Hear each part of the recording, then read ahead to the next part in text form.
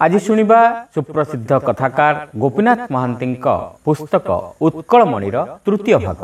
मु जाने तांकर सबु लेखा छपा होई नाही, तांकर केते रचना तांक तुंडर शुणी शुणी मोर मन रही जाइछि।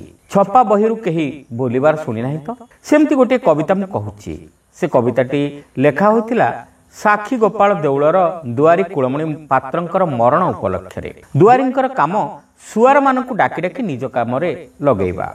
देउलरे पुष मास सकाळे जो भोग हुए ता ना होछि पारिधि भोग। से दिन पारिधि भोग बेळ होइथाय। पात्रे सुआर मानकु डाकी कामरे लगाई देइथांती। तांक प्राण छाड़ीगला, हुरी पड़ीगला कि मरण।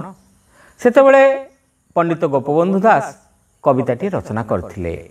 एकादशी राति आसु अछि पाही, पूर्व दिगरे रवि उई नाही।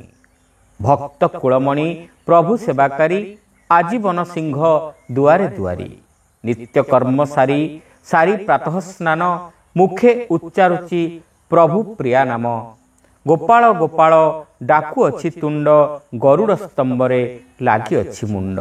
मृत की जीवित जाए नाही जना, रही अछि आखि पूर्व ज्योति कणा। मते पचारले, अरे रामा याकू बुझी पारिबेटी समस्ते, तू बुझी पारछु? मु कहिली हाँ। निशा पानी की तांकर भारी घृणा। सत्यवादी अनुष्ठान मद निशा विरुद्ध रे बहुत प्रचार आउ अभियान चलैछि। लोकंकु कुहा होइछि मद ठेकी भंगा होइछि, मद बंद करा जाइछि। जेउ दिन पंडित गोपबंधु दास आग सत्यवादी रे निशा बंद कराइले, से कहानी मोर मन पड़ुछि। थरे केतकी झर पोखरी पाखरे दोल बेदी पाख बौल गछ मूले बाउरी ओ शियल माने एकाठी जमा होइथांती। दासे आपण भी सेठी थिले। शियल माने मदरे पानी मिसाई बाउरी मानकु बिकुछंती बोली बाउरी माने शियल मानकु दोष देले। जणे शियल कहिला, अरे जाम, तुमे तो मद पीबा लोक, पानी कौन? मदरे मुक्ति करी तमକୁ देले तो तमे पी दब। मद खराब लागुछि कौन कहूच? से दिन गला। आउ दिने सेठी बाउरी मानकर जातियाण सभा बसी थाए। दासे आपण थिले। शियल कहिबा कथा तांकर मन पकई देले। कहिले, कौन कहूच? शियल मदरे मुक्ति कर देले तमे ताकू पीबटी? से माने लाजरा होई गले। कहिले, आमे दिने मद पीबू नहीं। खाली होरे कहि दउच ना ए तुमर मनर कथा? ये सत हौ, भल कथा। तेबे तम भितरु केही काले ए प्रतिज्ञा पासरिबो, ताकू किए जगिबो? प्रति भोईसाई रे 500 भोईंक उपरे जातियाण सरदार होइतांती। जणे लेखा जिलादार, अमीन आउ बेहेरा। सेई मुंडियाळ माने जवाब देले, आमे जगिबो, आमे दाई रहिलु। भाई माने तांको कथा रखिले। से दिन ठारू सेठी मद बंद हैला। सेतेबेलकू निशा निवारण योजना आउ कहा कल्पना रे भी नथिला। से ताहा कराइथिले। से दिन आउ नाही। आग घोटिला चाहा पानी, सेउठू घोटिला मद पानी। देश रे मद प्रति घृणा कमी जाइछि। मदर एबे जय जयकार सबुआडे। से तो आउ नाहांती। तांको अमल भी आउ नाही। केउठी पुंगारे खोला आकाश तले, केउठी टीण छात तले कि केउठी टीण घेर भितरे तांकर मूर्ति रखा जाइथिबार मु देखे।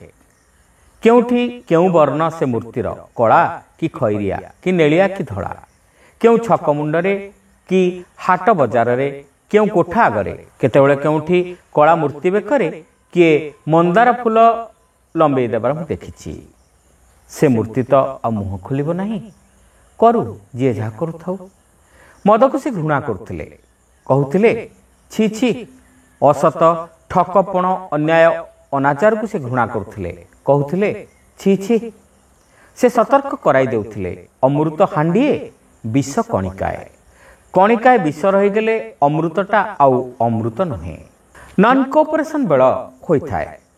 दिने से आउ मु बुली जाई फेरुथिलु। सत्यवादी रे ठाए लोके मुरबी परी लोक हाबुड़िले। दासे आपण जानिथिले जे सेमानकर पिलाए भांग बाटी पियंती आउ गंजापा खेलंती। से तांको मुहे मुहे कहले, आपण मान टिके भाबंतु, देशर ए जो अवस्था सेथिरे एते काम करबाकू रहिछि जे निश्वास मारिबाकू बेଳ नाही। ସବୁଦିନେ କ'ଣ ମଣିଷର ବେଉସା ହୋଇଥିବ ଖାଲି ଭାଙ୍ଗ ବାଟି ପିଇବା ଆଉ ଗଞ୍ଜପା ଖେଳିବା, ନା ଆଉ କିଛି କାମଦାମ ଅଛି? ସେତିକି ସମୟରେ ଅରଟରେ ସୂତା କାଟିଲେ ହୁଅନ୍ତା ନାହିଁ? ସେଥିରୁ ଜଣେ କହିଲା, ହଁ, ଅରଟରେ ସୂତା କାଟିଲେ ସାହାବଙ୍କ କବଳରୁ ତ ଦେଶଟା ଉଦ୍ଧାର ହେଇଯିବ। ସେ ଦବିଲେ ନାହିଁ, ସେଇ କଥା ବୁଝାଇବାକୁ ଲାଗିଲେ। ସେ ଯାହା ଉଚିତ ଭାବନ୍ତି ତାହା କହନ୍ତି, ଲୋକେ ସୁଖ ପାଆନ୍ତୁ ନ ପାଆନ୍ତୁ।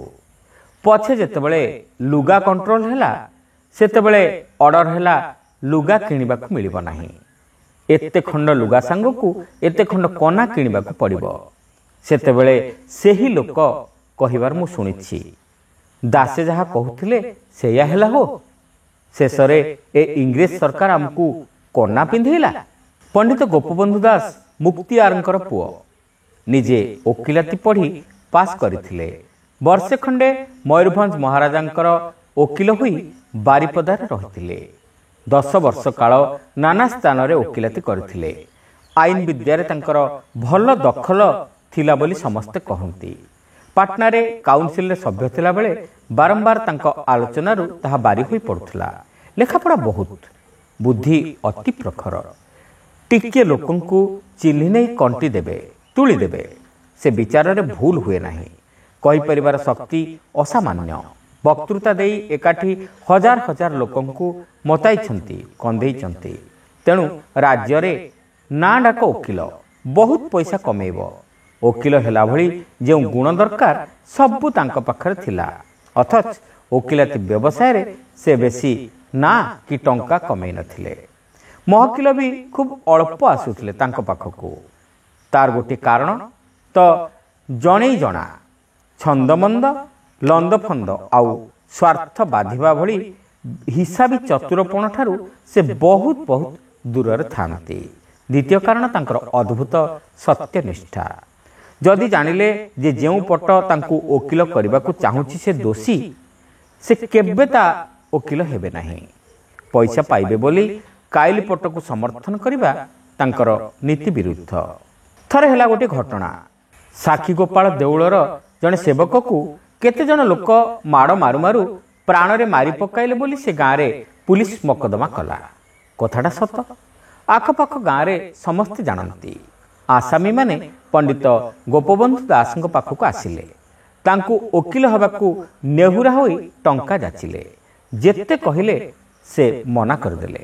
କହିଲେ, ମିଛକୁ ମୁଁ ଯିବି ନାହିଁ, ତୁମେ ତୁମ କଥା ବୁଝ। ଏଡ଼େ ବଡ଼ ମକଦ୍ଦମାଟାଏ ହାତରୁ ଗଲା। ଆସାମୀମାନେ ଅନ୍ୟ ଓକିଲ ଧରିଲେ ଓ ଶେଷରେ ଖଲାସ ହେଲେ।